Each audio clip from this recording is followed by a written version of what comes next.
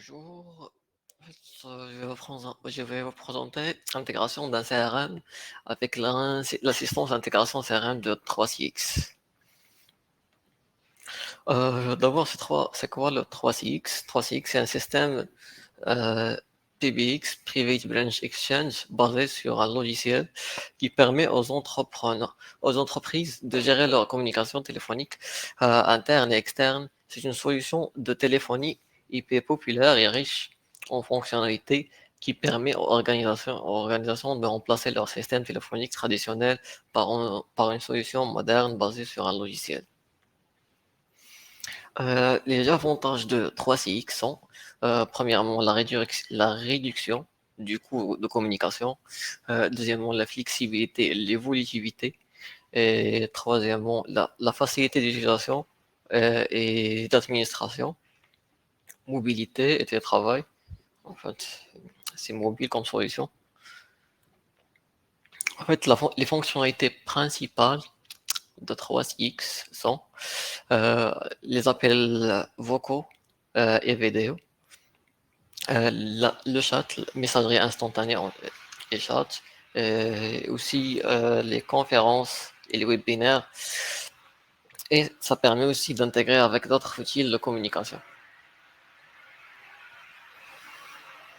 L'intégration CRM avec 3CX. En fait, l'importance de l'intégration CRM pour les entreprises, en fait, l'intégration de 3CX avec un CRM revêt une importance particulière pour les entreprises, et voici quelques raisons clés. La première raison, c'est la gestion unifiée des interactions clients et l'amélioration de l'expérience client et optimisation des processus. Comme ça, tu auras une solution où il y a tout centralisé. Et le suivi, ça permet aussi de suivi et analyse des performances. Ok, l'assistance d'intégration CRM de 3CX. D'abord, c'est quoi l'assistance d'intégration CRM de 3CX?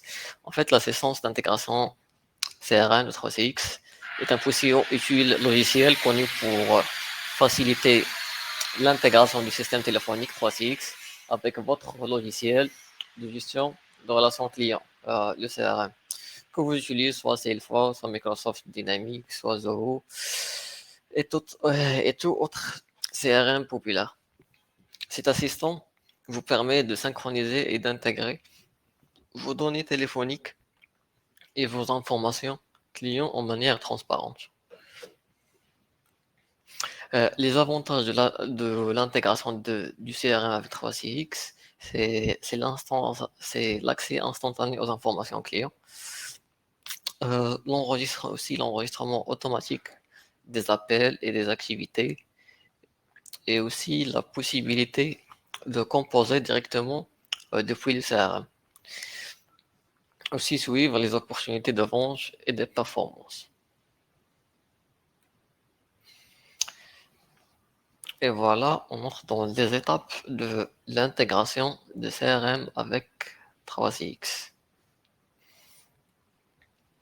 En fait, comme première étape, on doit obtenir et tester les URL de l'API REST du CRM.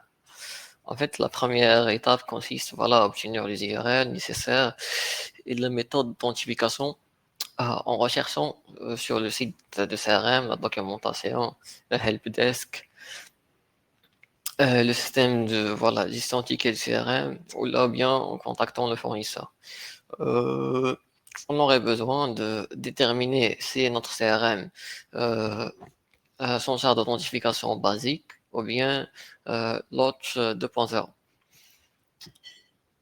Et bien vérifier si l'authentification se fait via un nom d'utilisateur et un mot de passe ou une clé d'API.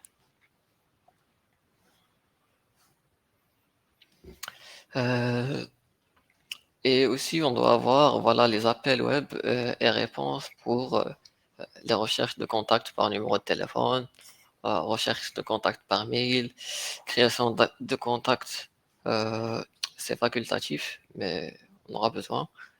journalisation des appels. C'est aussi c'est optionnel si vous voulez intégrer les journaux des appels. Sinon, c'est pas grave. Et les journalisations des discussions, c'est aussi facultatif. Au cas besoin, on voulait bien intégrer les journaux des discussions avec notre CRM. En fait, l'étape 2, ça consiste à voilà, télécharger l'assistant et d'intégration CRM. En fait, pour télécharger l'assistant d'intégration CRM à partir du portail client, pour cela, on devrait bien se connecter au portail client, télécharger l'assistant et bien installer l'assistant sur notre ordinateur Windows et lancer-le. C'est le générateur de modèle CRM, on clique sur Fichier, Nouveau, Assistant de modèle CRM et on clique sur Suivant.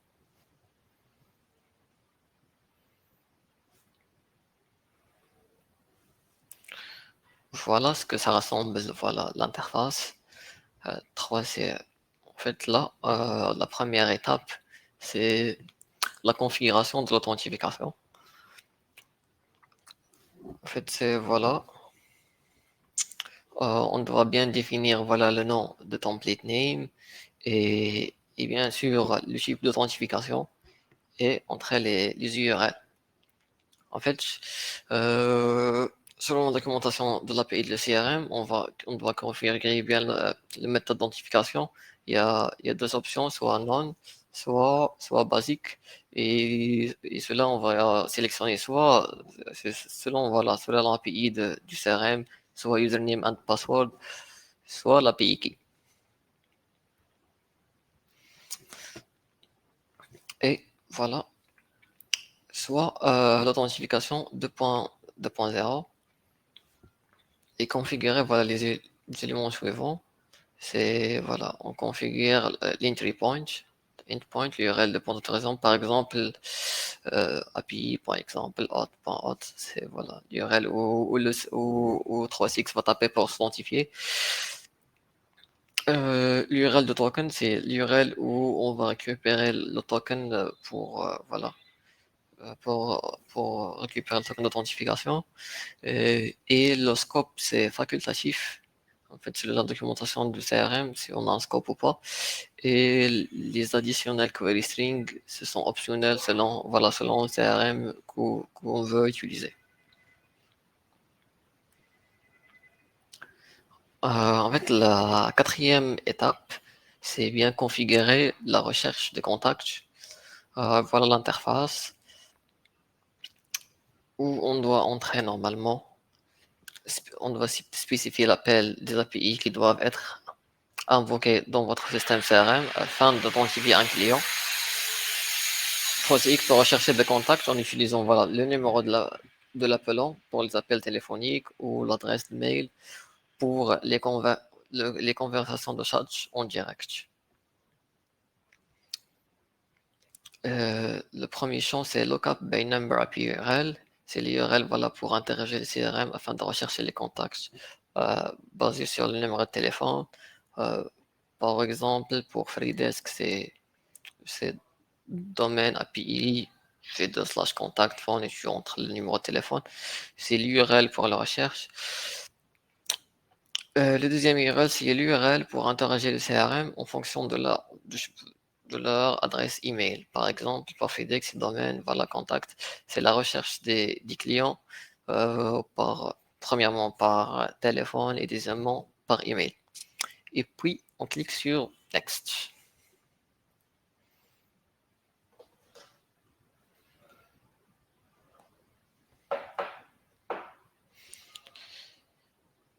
La quatrième étape, c'est voilà, configurer la recherche des contacts.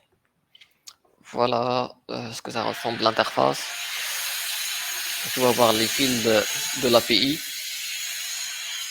En fait, maintenant, nous devons faire la correspondance de la réponse de la requête de votre CRM au champ de 3CX. Pour, pour faire ça, on doit spécifier le chemin depuis la réponse JSON pour chacun des champs requises par 3CX. Le contact ID, c'est obligatoire, c'est l'ID du contact correspondant. En fait, dans cette étape-là, on correspond voilà, la réponse du CRM aux bases de données 3CX, le contact ID, et selon la réponse du CRM, on doit définir au moins l'un des champs, soit le first name, par exemple, comme l'exemple derrière, c'est le contact.first name, euh, ou bien last name, par exemple, contact.last name, et company name, il est sur la réponse, par exemple, contact.company. Et l'email, et c'est bien obligatoire, par exemple, contact.mail.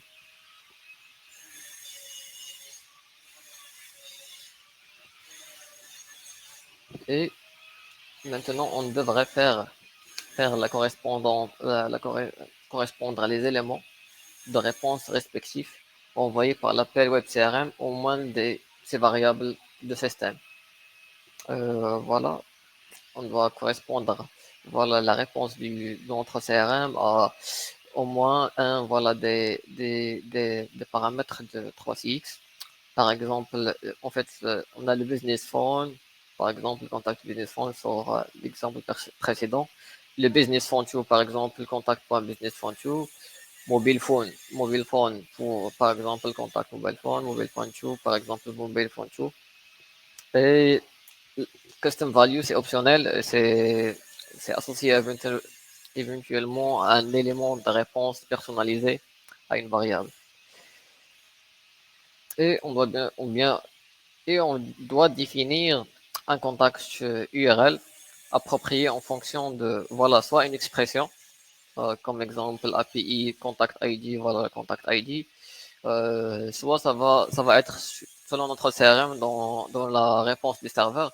C'est, dans l'exemple, c'est profil URL. C'est l'URL directement pour, voilà, c'est l'URL directement pour le contact ID. Et après, on clique sur Next.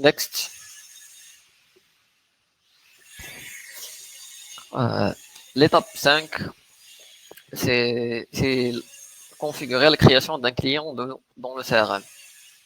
En fait, c'est une étape, voilà, c'est optionnel où on peut voilà passer si on veut si le CRM ne trouve pas euh, le contact si 3X ne trouve pas le contact, euh, on va le créer. Voilà. Il s'agit d'une étape facultative. Si on veut bien sûr permettre la création de nouveaux contacts dans le CRM, lorsque le numéro de l'appelant ne peut pas être associé à un client existant, on active voilà, la création de contacts et configurer comme ceci. En fait, il y a l'API URL post. En fait, 3CX utilise cette URL pour créer le nouveau contact dans le système CRM. Par exemple, pour Freshdesk, voici l'URL d'API utilisée HTTPS, domaine FreeDisk API, V2 contacts. Et request data, c'est les données à envoyer au CRM pour créer le contact. Par exemple, first name, last name, contact 3CX et phone. C'est vraiment les données que le CRM requiert ou bien que tu dois le passer pour qu'il puisse voilà, créer le contact correctement. Puis on clique sur Next pour continuer.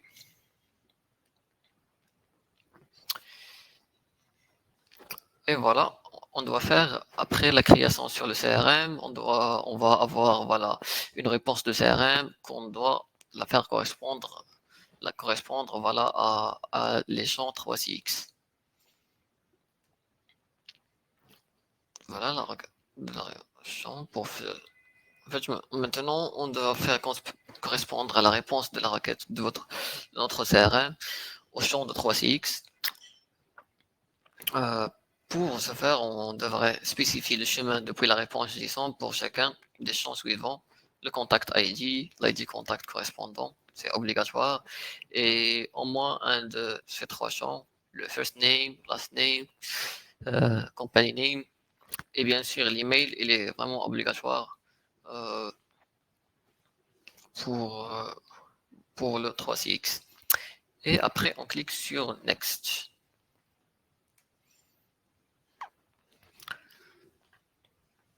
Et maintenant, on doit faire voilà, la correspondance des éléments réponses respectives envoyés par l'appel WebCRM au moins de l'une de ces variables système. Pour 3CX, c'est voilà, c'est le business phone, par exemple, le contact business phone 2, le mobile phone 2. Et voilà, le custom value, c'est bien sûr facultatif. C'est associé éventuellement à un élément réponse personnalisé à une variable. Et bien sûr, on définit le contact URL approprié en fonction soit une expression. Voilà, on donne l'API et c'est une expression voilà, comme contact ID égale contact ID pour remplir contact ID avec la bonne valeur. Le système va remplir automatiquement va remplir voilà, le contact ID avec la valeur associée ou, voilà, ou bien sûr la réponse serveur si le CRM me renvoie l'URL directement. Et après, on clique sur Next pour qu'on passe à l'étape 6. En fait, l'étape 6, c'est une étape facultative et c'est, voilà, on la configure si on a vraiment besoin d'activer voilà, les journaux d'appel. Sinon, on peut la passer. Et voilà, c'est. En fait, pour activer l'option voilà, call journaling, c'est comment on doit avoir bien sûr l'API URL post. En fait, 3CX utilise cette URL pour créer une nouvelle activité d'appel dans le système CRM, par exemple pour Freshdesk. Voici l'URL de l'API utilisée ici. C'est voilà, le domaine FreeDisk API de ticket. Et on doit utiliser son respectif pour définir l'ensemble des données à utiliser pour enregistrer les entrées du journal d'appel pour les appels entrants répondus et manqués, ainsi que les appels sortants répondus et non répondus. Par exemple, sur FreeDisk, FreeDisk, voilà les données JSON à utiliser ici pour les appels entrants répondus. Le phone number, description, request ID, subject, type. En fait, c'est selon la documentation du CRM qu'on va avoir des champs qu'on doit passer au CRM pour, voilà, pour qu'il enregistre le cas journalier. Et après, on clique sur Next, bien sûr.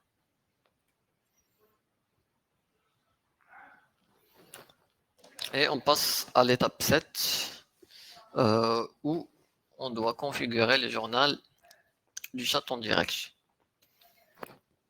C'est aussi une option, c'est aussi optionnel, c'est pas obligatoire.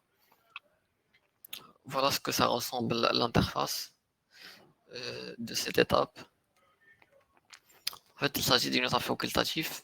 Si vous souhaitez enregistrer les conversations de chat en tant qu'activité dans le CRM, euh, on active l'option chat journaling et on doit provider voilà, une URL. L'URL, on doit provider l'API URL. C'est bien sûr une URL post. Et 3CX utilise cette URL pour créer une nouvelle activité de chat dans le système CRM. Par exemple, pour FedEx, voici l'URL de l'API à utiliser. Voilà, domaine, FreeDesk, API de ticket. Voilà. Euh, request data, c'est l'ensemble des données à utiliser pour créer les entrées journal de chat.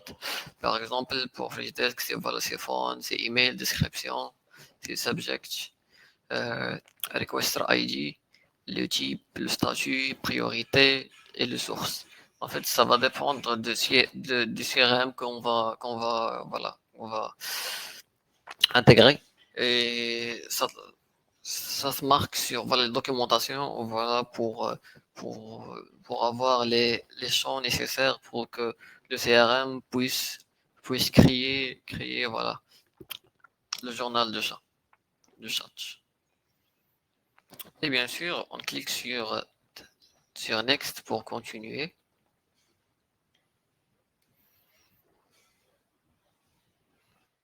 Euh, Normalement, on a fini pour voilà, les étapes de configuration. Nous avons atteint la fin de l'assistant. On clique sur Finish pour enregistrer le modèle CRM, générer, et on commence les tests. En fait, on doit tester pour assurer que toutes les URL et données JSON saisies pendant l'assistant fonctionnent comme prévu, fonctionnent bien. Et voilà, le modèle généré contient des parties statiques, telles que voilà, les URL ou les données JSON, ainsi que les variables qui doivent être définies, telles que voilà, les identifications de CRM ou les descriptions à utiliser lors de journalisation des appels. Voilà ce que ça ressemble. Il y a tout, voilà, les champs, soit l'API key, create contact, enabled et quelques paramètres statiques. Euh, En fait, pour remplir ces variables, on développe le node avec, ou bien le tab avec le nom de votre modèle dans l'affichage. Arborescent à gauche, vous cliquez sur la lettre paramètre value. Une grille, une grille s'affichera à droite contenant toutes les variables pouvant être définies. Euh, Certaines variables auront des valeurs par défaut, par exemple le texte utilisé pour la journalisation des appels, tandis que des autres seront vides, par exemple vos identifiants CRM qu'on doit remplir. Ce sont les valeurs qu'on doit configurer depuis la console gestion 3CX une fois que vous aurez téléchargé le modèle. Voilà. Ouais, voilà, on passe sur l'étape test de recherche de contact, création de contact. En fait, lorsque on sélectionne le node paramètre value, la fenêtre propriété sous l'affichage arborescence affichera les valeurs que vous utilisez pour les tester. Par exemple, vous pouvez entrer le numéro de téléphone ou l'adresse mail à partir desquelles vous déclenchez la recherche de contact. Voilà ce que ça rassemble l'interface.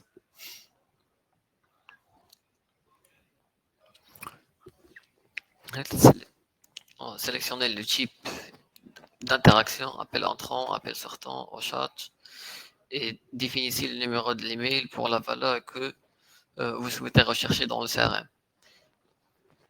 Cliquez sur le bouton droit sur le node paramètre value et sélectionnez le contact lookup by number ou contact lookup by email selon voilà est-ce qu'on recherche par, euh, par téléphone ou on recherche par mail. Et voilà l'interface, ce que ça ressemble, et on doit cliquer voilà sur paramètre value pour voir les résultats du test. En fait, un nouveau node avec la date et l'heure s'affiche sous paramètre value. On clique dessous pour afficher le résultat de la scénario du test. Faites l'onglet requête réponse. Voilà. Affiche la requête envoyée au CRM et la réponse JSON reçue. Le texte de la réponse indique que le numéro a été associé à un contact nommé Joey Black. Voilà. L'onglet réponse tree montre comment la réponse JSON est associée aux variables de 3CX. Les variables en gras indiquent qu'il y a une correspondance. Voilà. Voilà les variables en gras, le name, l'ID et la forme. L'onglet sortie affiche les données renvoyées à 3CX. Et pour tester la création automatique de contacts, effectuez une recherche à partir d'un numéro que vous savez ne pas exister dans votre CRM afin de créer automatiquement un nouveau contact lorsque la recherche ne renvoie aucune donnée.